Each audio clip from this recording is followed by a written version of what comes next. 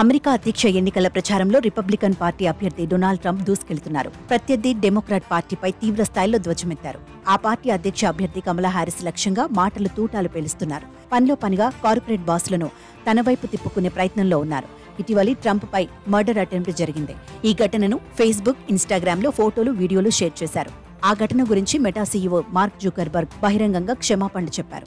తర్వాత డొనాల్డ్ ట్రంప్తో చాలాసార్లు మాట్లాడారు. అదే విషయాన్ని ట్రంప్ ఫాక్స్ న్యూస్ ప్రతినిధితో మాట్లాడుతూ చెప్పుకొచ్చారు. దాడి జరిగిన తర్వాత మెటా సీఈఓ జుకర్బర్గ్ తనతో మాట్లాడినట్లు ట్రంప్ తెలిపారు.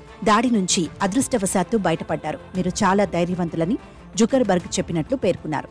డెమోక్రాట్లకు మద్దతు ఇవ్వనని తనతో చెప్పినట్లు ట్రంప్ స్పష్టం చేశారు. నేనంటే జుకర్బర్గ్కు గౌరవం అయినందున డెమోక్రాట్లకు సపోర్ట్ చేయనని ప్రకటించారు. ఫోటో షేరింగ్ అంశంపై మరీ క్షమాపణ చెప్పినట్లు పేర్కొన్నారు.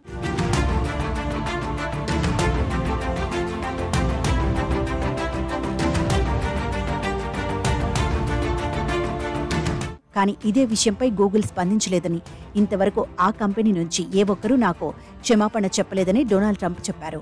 అమెరికా అధ్యక్ష ఎన్నికలకు సంబంధించి రిపబ్లికన్, డెమోక్రాటిక్ ఏ పార్టీకి మద్దతు ఇవ్వనని జూలై నెలలో మార్క్ జుకర్బర్గ్ స్వయంగా ప్రకటించారు. అమెరికా అధ్యక్ష ఎన్నికల్లో పాల్గొనదలుచుకోలేదని స్పష్టం చేశారు. ఇంతలో ట్రంప్కు మద్దతు ఇస్తానని ప్రకటించడం ప్రాధాన్యం సంతరించుకుంది. ఇప్పటికే Tesla CEO Elon Musk, venture capitalist Marc Andreessen, Ben Horowitz Donald ట్రంప్కు మద్దతుగా నిలిచారు. టాప్ కంపెనీల సీఈఓల మద్దతును డొనాల్డ్ ట్రంప్ కూడగట్టేశారు. ఇక అమెరికా అధ్యక్ష ఎన్నికల్లో గెలవడమే మిగిలి ఉంది.